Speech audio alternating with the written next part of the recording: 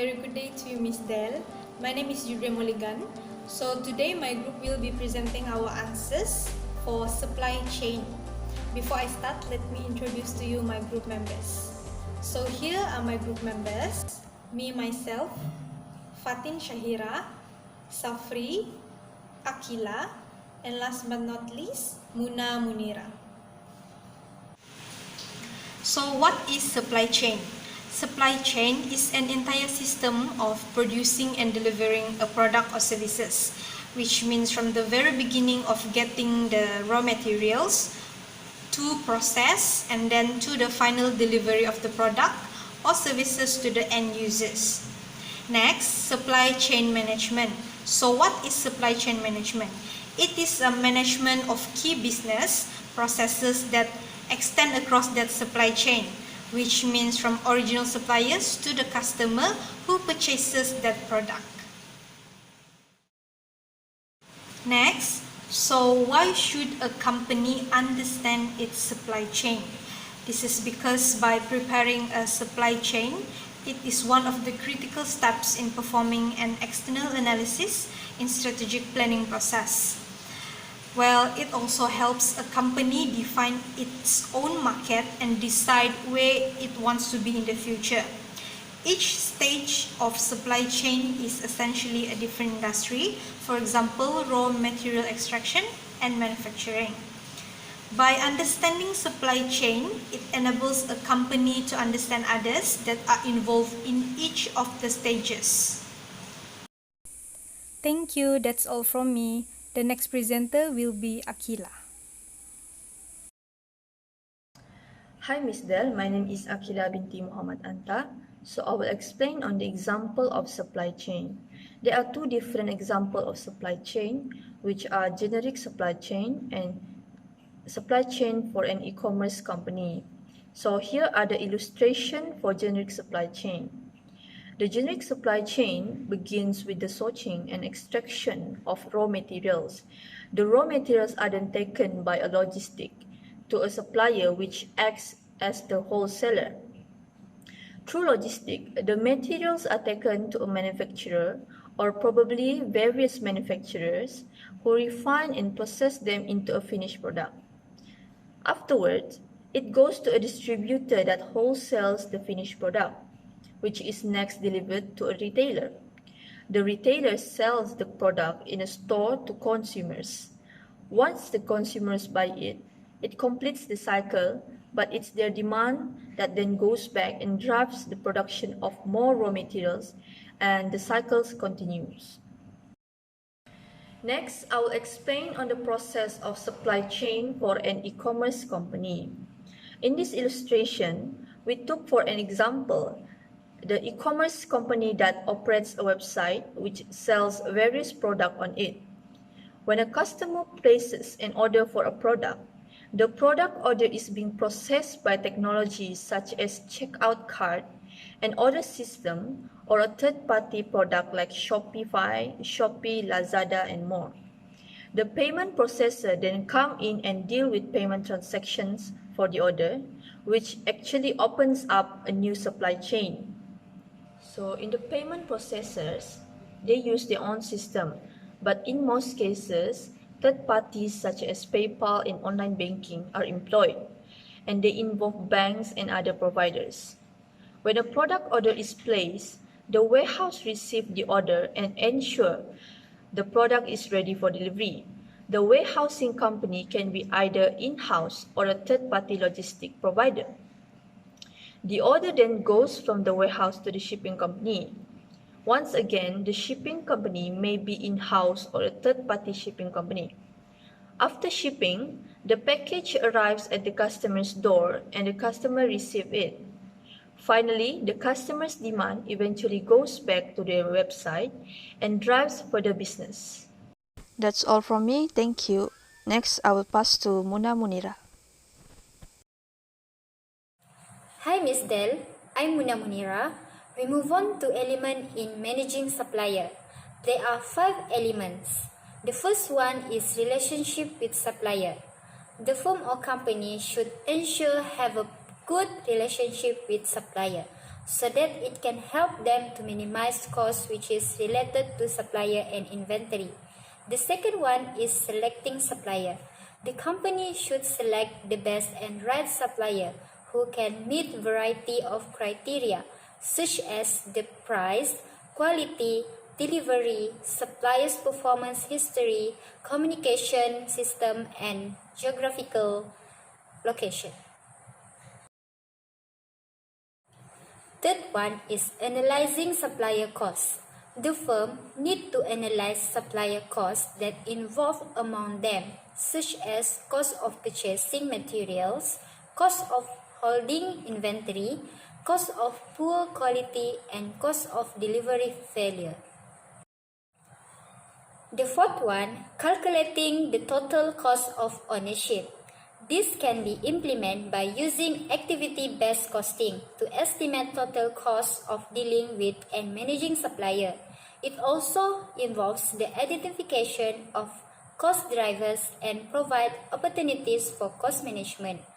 Last but not least, evaluating supplier performance. This is to reduce purchase risk and maximize the overall value of the purchaser. For example, evaluate in terms of potential delivery performance, supplier quality, cost competitiveness, and technological capability. The technique used to compare the performance of range suppliers by using the Supplier Performance Index, SPI. That's all from me. Thank you. Next presenter will continue by Fatin Shaira. Hi Ms. Del, I'm Fatin Shaira binti Muhammad Fauzi. So I will explain what is supplier performance measure. Supplier performance measure is a tool to determine whether the supplier is doing their work as expected or what is expected of the supplier should be as described in the supply contract. According to Jack Welch, it claims that we want to change the competitive landscape by being not just better than our competitors, but by taking quality to a whole new level. Supplier performance is one of the supply chain performance measures that involve cost, quality, time, and customer satisfaction. As you can see here, this is the criteria of supplier performance measurement. The first one is delivery. We want to measure the timeliness of the supplier, whether they can deliver the goods or services on time or service completed for the expected duration or with the expected outcomes. The second criteria is quality. We want to measure the number of orders rejected and achievement of quality certification. For number of orders rejected, we measure the performance of the supplier based on their low defect rate or unplanned failure, low rework, error, or complaints. For achievement of quality certification, supplier needs to achieve certain quality accreditation. For example, supplier must have halal certification. From there, you can measure the transparency of the product. You also can check whether the supplier perform or give training of total quality management to their workers to boost their quality of products. The third criteria is production. We want to measure the productivity of the supplier, how they produce the output and process efficiency. Then the second one is capacity utilization and learning curve during the production. The last criteria is cost. We want to measure the cost reduction or whether you get the best price or not. Buyer will look at a total acquisition cost, not only the price. So the acquisition costs such as handling, quality, and administrative. Second, compare supplier costs against other suppliers within the same industry. For example, there are two suppliers, Supplier A and Supplier B. Supplier A offer you 2 years contract with low price. For Supplier B, they offer you 5 years of contract, but the price is maintained for 5 years. From there, you can measure which supplier can give you the best price, because in business, the price of the product is not always maintained. It may increase in the following years. That's all from me. Thank you. Next, I will pass to Safri. Hi Ms. Del, I am Safri. I will be presenting the importance of supply chain management during this COVID-19 pandemic. So the general idea of supply chain management are to boost customer service, to reduce operating costs, and of course to improve financial position. But this time it is a bit different because I will relate the supply chain management to the COVID-19 pandemic event. So the first point are supply chain management will able to help the companies to reduce risk and manage uncertainty. This can be proved during this crucial time, COVID-19 pandemic, when the hospital are facing shortage of PPE, ventilators, face masks, and other medical supplies. So the government that having a effective supply chain management, they will able to provide enough medical supplies to their frontline health worker, and some of the organization in Malaysia, they are quickly to develop foreign supply chain management in order for them to import much needed medical supplies. This is to ensure that the health system in Malaysia will be at the best condition.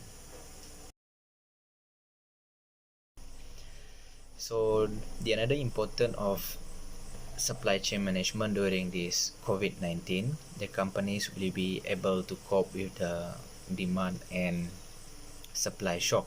When the Prime Minister announced movement control order for more than a month, I think, the consumers start to stock up and panic buying. Some of the family buying a grocery for more than a trolleys because they are being prepared for quarantine and potential extended stay at home.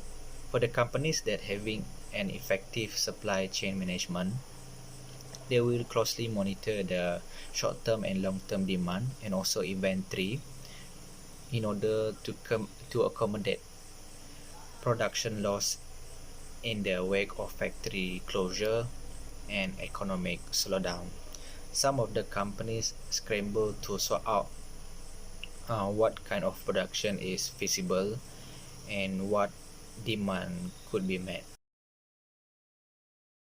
The other important of having an effective supply chain management are to boost customer service. During this lockdown of COVID-19 pandemic, everyone are staying at home and roadblocks are everywhere.